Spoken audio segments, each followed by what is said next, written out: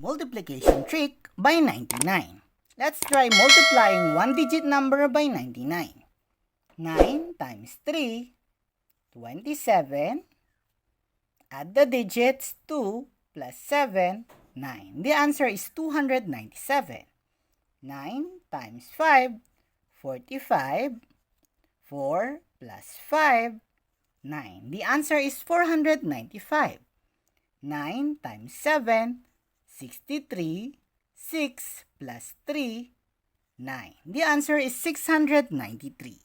29 times 99. Subtract 1 to 29.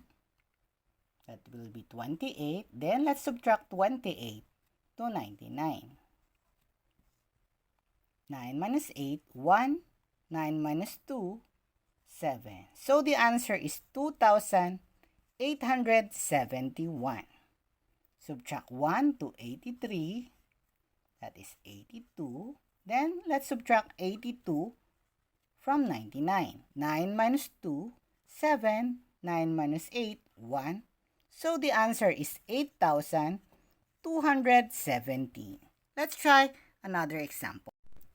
47 times 99. Subtract 1 to 47. That will be 46. Then 9 minus 4, 5. 9 minus 6, 3. So the answer is 4,653. Subtract 1 to 92. That will be 91. 9 minus 9, 0. 9 minus 1, 8. So the answer is 9,108.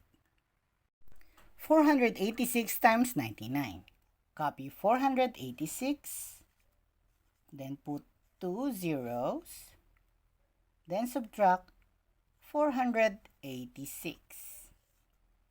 This will become 10. 9 and 6 will become 5. 10 minus 6, 4.